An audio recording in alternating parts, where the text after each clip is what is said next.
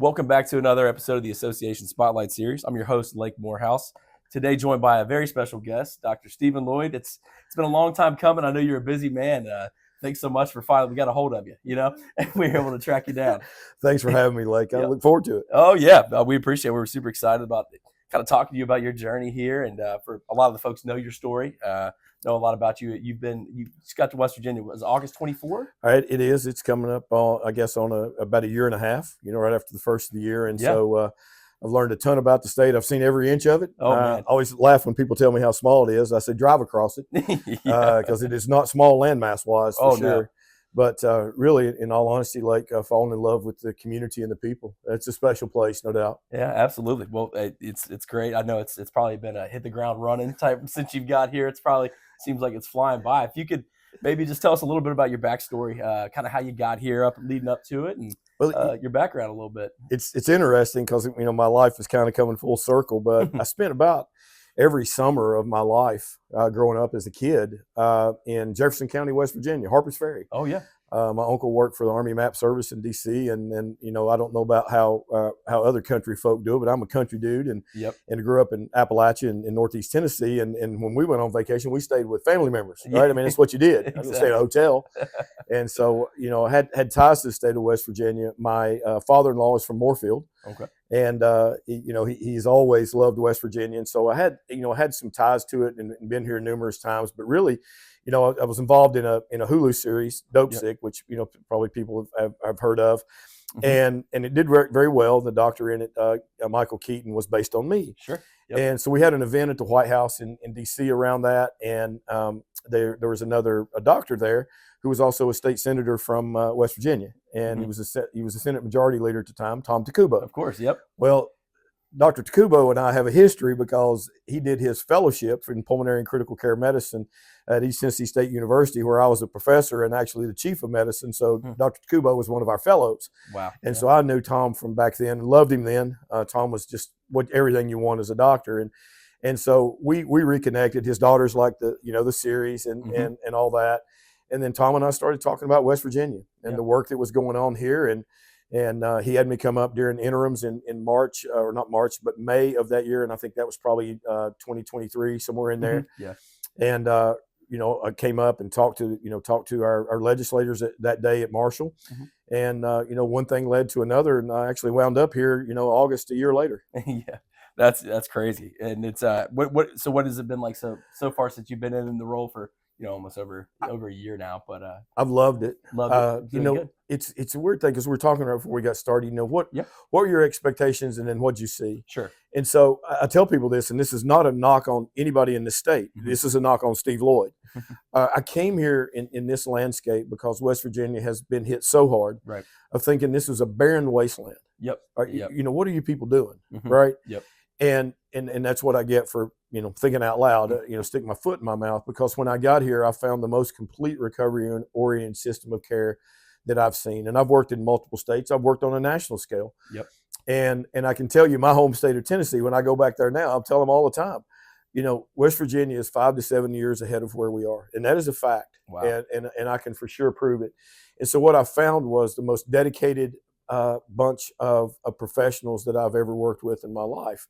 And I don't say that lightly because I've worked with some really, really good people. But overall, top to bottom, these are the most competent, the most passionate, the most knowledgeable, and the hardest working people I've worked with in this space. Wow. And I wish I could say more about it, but I don't know any other words to use. No, I think that's more than flattering. It's a lot of times you'll hear about West Virginia and West Virginians that everyone is so close because it is a smaller state.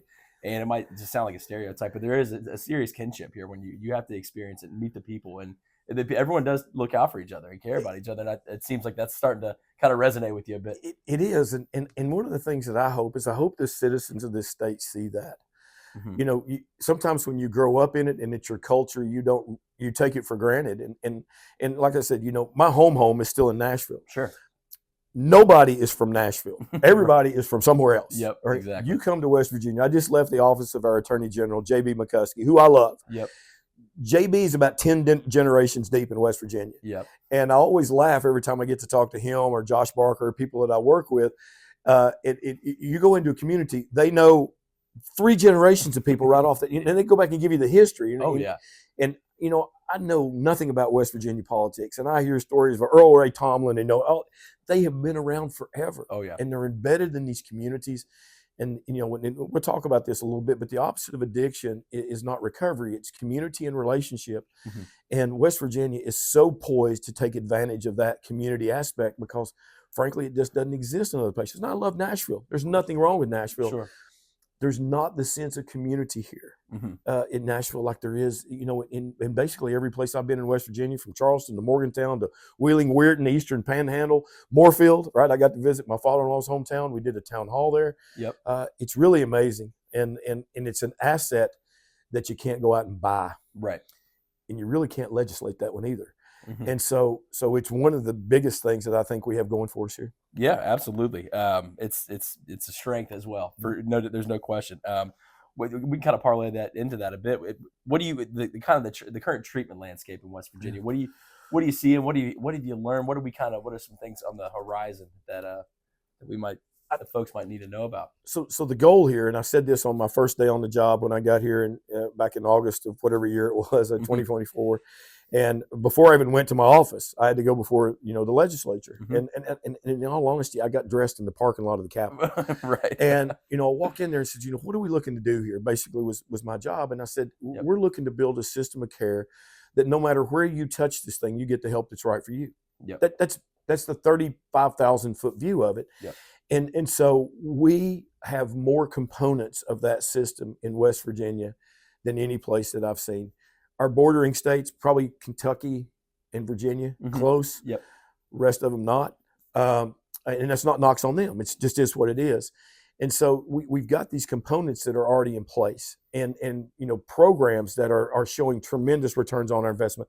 Always mention West Virginia Jobs and Hope, right? Yep. And you look at the work that Deb Harris has done there, and we're arming West Virginians with an education, job training that they can make a living wage. That not only speaks to this generation, but look at those two generations behind them, their kids, their grandkids. Right. And so we've got more components of that system of care than anything that I've seen. The housing, is such a vital need here. And we've got Revar, which, oversees our housing. And that's something that we can not improve on their work, improve on the resources we give them so they can do an even better job than they're already doing. Sure. And so the way I look at this thing is we take these individual components, and I cannot go on without mentioning Commissioner Kelly and DCR, Department of Correction and Rehabilitation. Normally I have my DCR hat on. I don't think I have it on today. I'm the only doctor in the country that wears a DCR hat. But I do that because of the system of care that's been set up in our carceral facilities in West Virginia, far and above anywhere that I've ever been. More than half of our incarcerated individuals in West Virginia are getting help. And that's almost unheard of. So what do I see going forward? How we tie this together. Sure. We do a great job in DCR. We've got housing that is coming along and getting even better. The more resources we give them, the better job that they'll do, ensure the patients are getting what they need. We've got job training programs that we can arm people with a way to make a living. I mean, and then the community support. I mean, we've got all that. So how do we tie that together as people flow out of these facilities back into our communities?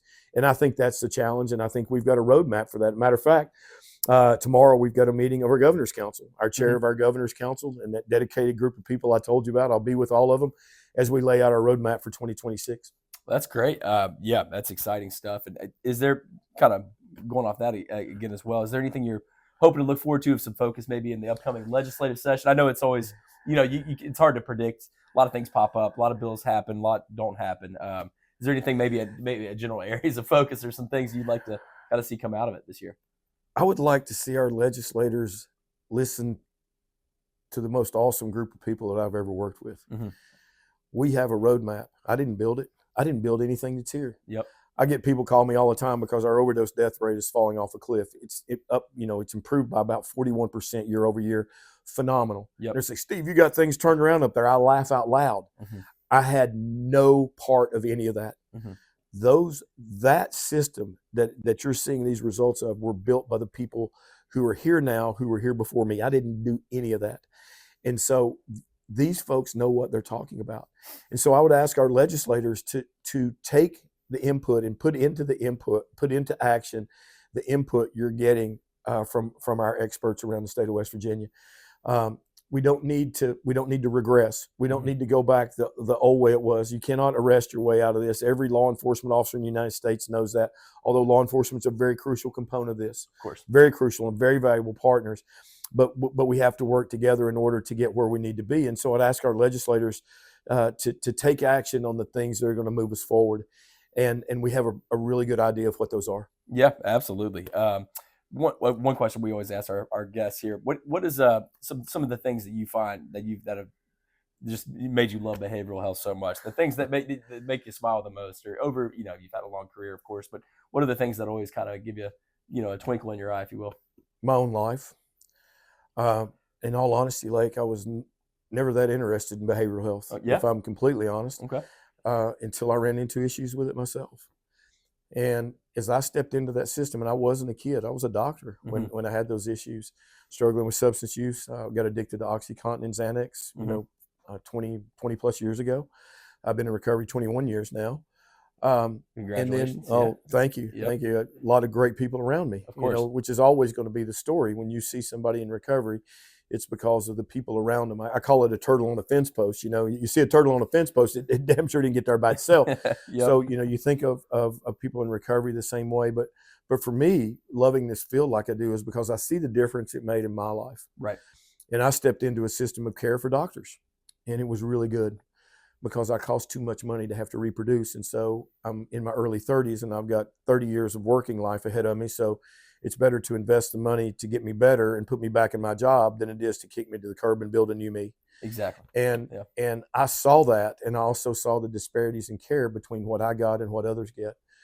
And I have not been able to live with that. The system I stepped into was amazing. It gave me a life I never dreamed of. I mean, who in the world would ever thought that I would be the drug czar for the state of West Virginia? Yeah. I'm the president of the Tennessee Medical Board. Lord have mercy, like I should be in front of the Tennessee Medical Board. Right. How does that happen? Yeah. It happens because the system of care that I stepped into put me here, and the behavioral health components of it, struggle with anxiety, depression, PTSD, basically my whole life. Yep. I'm a survivor of childhood physical and sexual abuse. Not blaming anybody. It just is what it is. Yeah, of course. And then, it made me what I am. And then I got the resources to help me. And the weird thing it is, and I told you this, when I come to West Virginia every week, I drive by, and, most of the time I try to stop and see my grandchildren. And if you think about it, in treating me, and my grandchildren were born in the last 2 years, they will never see that. Yep. They will never see me drink. They will never see me take a pill. Yep. And in just one generation, my son's generation, one generation removed, I've changed the course of my family's lineage. Yeah, because we stop the cycle. Absolutely. Yeah. And so that's what people need to understand. That's why behavioral health is so important. It's why treatment for substance use disorder is so important, because you're not only that person in front of you, it's the spinoff of it. All those people that they touch in their daily lives, and then those people that are coming behind them, kids and grandkids. Yeah, that's incredible. We here at the association, we all love you, and we're very grateful for your friendship and your being a colleague of ours. And it takes everyone, and I know everyone's been very impressed with you so far, and we definitely are. So we're very lucky to have you, and hope we don't lose you before it's too long, right? Yeah, well, it'll take a lot for that. My wife and I were talking about it, and she said, you get tired of the traveling. Sure. And I'm sure there's instances where when I get in bed at night, I'm pretty spent. Sure. But when you see the fruits of the labor, and you see lives changing, and we see lives changing across the state of West Virginia, it just gives you so much energy. And again, as I run into these people and I see what they've come through, these folks are resilient. I mean, they're mountain people. So am I. I'm from Northeast Tennessee. I grew up in Appalachia. Didn't grow up in West Virginia, but I grew up in Appalachia. Yep. And these are resilient, hardy people that care about their neighbors. And I don't know, I guess I'm probably addicted to that. Yeah, well, that's the perfect bow to put on it right there. And I know you don't like when we call you doctor, so Steve, thank you so much for joining us today, and I'm sure we'll hear from you before too long. My pleasure. Thanks for having me. Thank you.